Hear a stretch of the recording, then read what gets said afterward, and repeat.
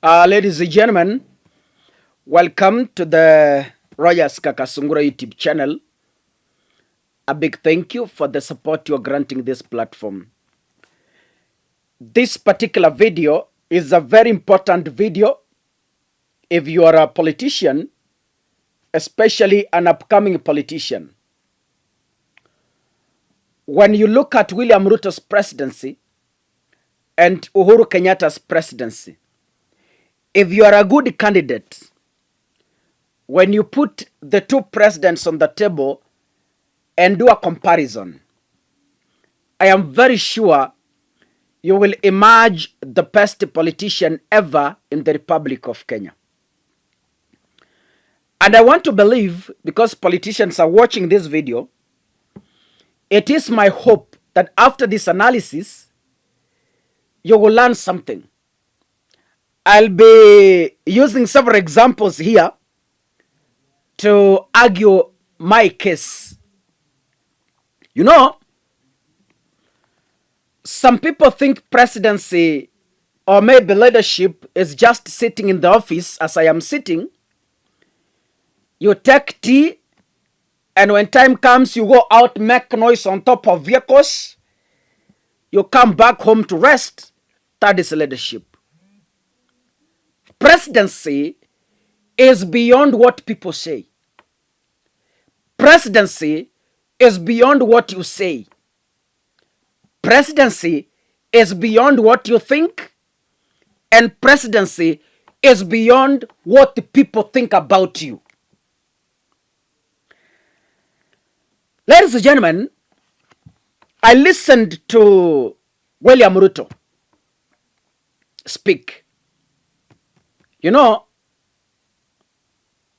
when we look at your facial expression, those of you who understand things, we are able to tell what is in your heart.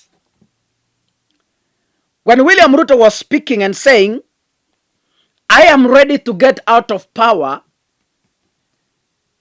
the facial expression, the mood, it depicts a man who is under deep stress, a man who has given up in this journey of presidency. You know, as a parent, those of you who have little kids, do you have little kids really? It's kids. Kids have never been little. It's kids. I don't know. For those of you who have kids, let's say a 3-month-old baby or for 1 year, the baby who has not yet begun to speak. As a father or a mother, how do you tell this kid is in pain? Mostly from expressions. How the baby behaves, how he expresses himself through the face. As a parent, you're able to say, huyu mtoto wangu leo ni kama kuna mahali anasikia uchungu. So as William Ruto was saying, I am ready to get out of power, the facial expression itself spoke volumes. It is a man who has totally given up, completely given up. I will play that video clip, but before I do, managing a country, or maybe managing an institution, it calls for wisdom. That is why Solomon in the Bible is asking wisdom from God and not riches.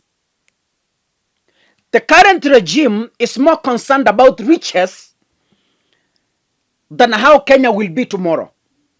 As long as wao wameshiba leo, they don't even care how others will live tomorrow. You can have the police, you can have the weapons, you can have the military, you can have all the manpower to fight. But if God has not given you the wisdom to use those things, then you are bound to fail completely. I am addressing our president, William Ruto, Daktari mwenyewe, our God-given president, pastor, reverend, bishop, apostle.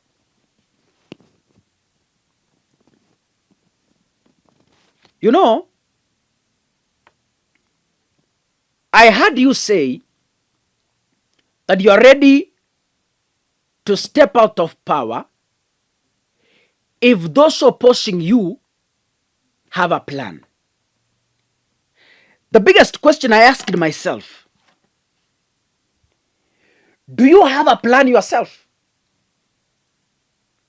Well, tukiangalia tu how you are ruling Kenya, wachana na mambo mingi. We just look around. Unasema you are ready to get out of power if those opposing you have a plan. Now, it left me with a question. Wewe tukikuangalia how you are ruling Kenya, do you look like a person with a plan? When you trim school capitation, unakata budget ya wanafunzi, unapeleka renovation statehouse,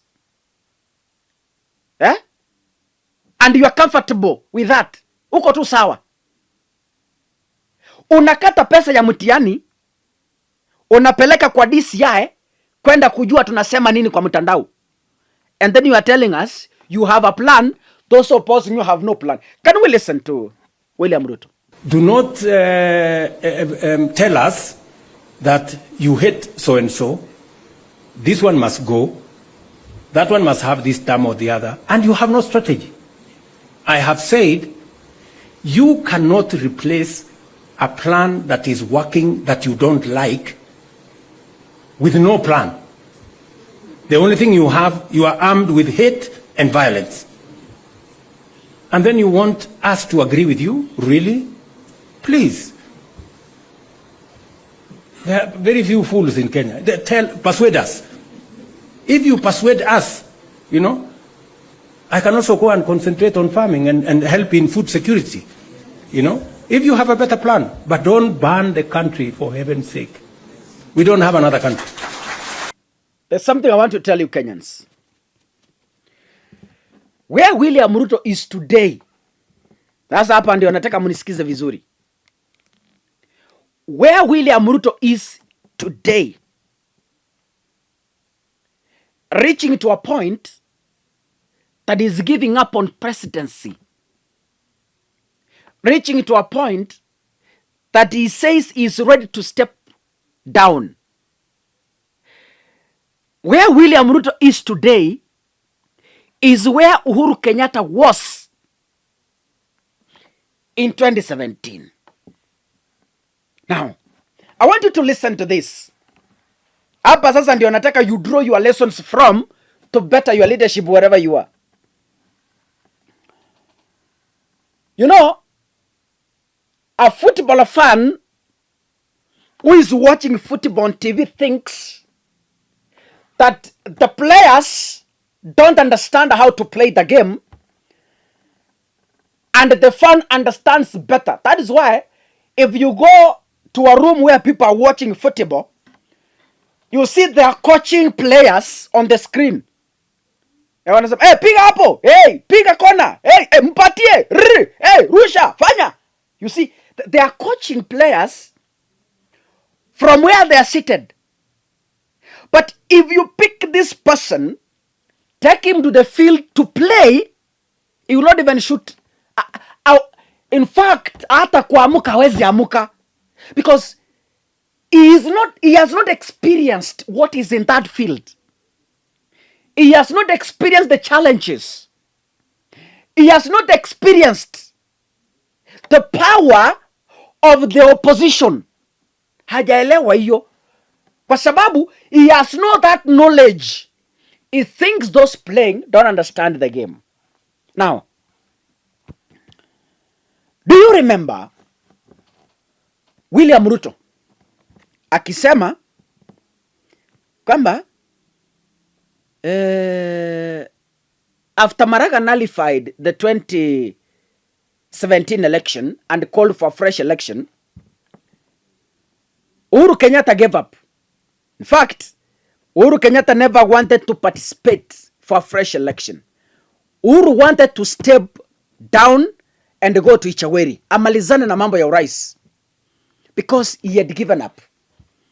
looking at the pressure from Raila Odinga, looking at how he was pressured from outside, Uhuru Kenyatta reached a point of saying, no, mahali imefika sasa, wacha niende Chaweri nipumzike because kichwa inaniuma. I can't handle this.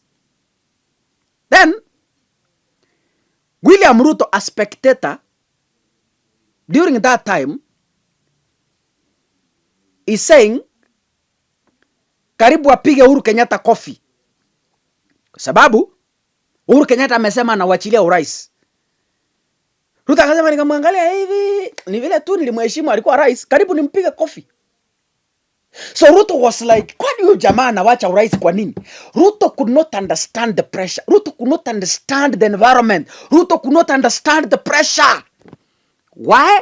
Because at that time, it was just a spectator. Can we listen to what William Ruto said during that time? Ngoja nione kama baada ya sikia vile Ruto anaongea juu ya Uhuru. Mimi nataka niwaambie, najua tulienda kufanya uchaguzi tukashinda. Huyu mtu akaenda pale akakoroga, ikasemekana turudie uchaguzi, ndio watu wengi, sijui ni kwa sababu gani, watu wengi walikuwa nafikiri sasa ikisemekana turudie uchaguzi ati tutawachana na Uhuru. Sijui kwa sababu gani watu walikuwa naamini hivyo. Lakini mimi nilitoka hapa kwa ofisi na nilikuwa nimemwambia Uhuru, hii chunga hapo iko Kiingereza. Akaniambia hapana, nimechunga kabisa, kila kitu iko sawa. Kulikuwa na mtu mwingine anaitwa Nje, sijui nani. Mwisho mlango kumbe ilikuwa wazi, wengine wakaingia ndani wakaharibu, si ndio? Mimi nikatoka hapa nikafika State House. Kufika State House nikakuta rafiki yangu wako hapo. Sitaki kusema alikuwa anafanya nini, kwa sababu sisi ni wazee.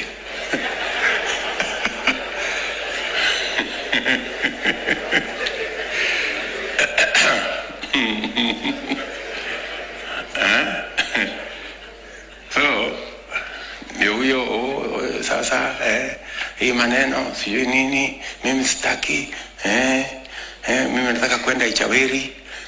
Wewe sijui sasa mimi sitaki, wacha tuachane na hii kitu.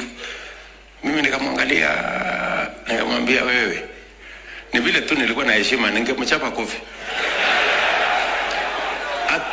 Ati sisi tuache, ati tutoke hapa.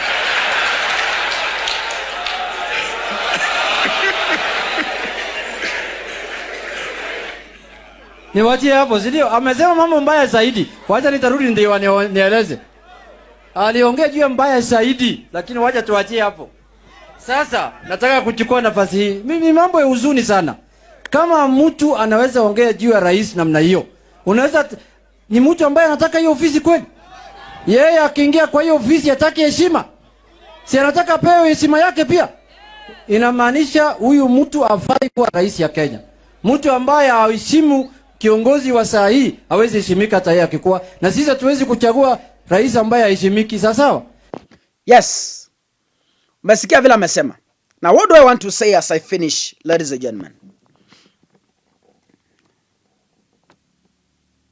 William Ruto alifikiria kuwa rais ni jambo rahisi. That's what he thought. And from that clip I have played, he was so surprised why Uhuru Kenyatta is getting out of power, yet power is so sweet. Where Uhuru was in 2017 is where William Ruto is. William Ruto, that time, he was a spectator. Today, he is the player in the field. He is able to understand the pressure from Gachagua as Uhuru understood pressure from Raila Odinga. He is able to understand how economy is very hard to revive as Uhuru Kenyatta understood that time. He is able to know why Uhuru Kenyatta wanted to get out of power in 2017. That is why he has reached to a decision of saying, mimi niko tayari kuondoka. So nataka niseme nini? Don't think that this is how easy things are. Usifikirie hivyo. Usifikirie. In my next video, if you will be tuned, I will be analyzing on whether we will ever find a leader that Kenyans will accept. I'll use several examples to discuss my analysis. Nitakuonyesha, nitakuuliza maswali. Je, katika taifa la Kenya, ukiangalia wanasiasa tuko nao, angalia Raila Odinga, angalia Ruto, angalia Kalonzo, angalia Matiang'i, angalia Eugene Wamalwa, all these people once President kina Kiu Mtata. From those people, can we have a leader that all Kenyans can be able to accept? That is my next analysis. God bless you, ladies and gentlemen. See you in the next episode. Asanteni sana.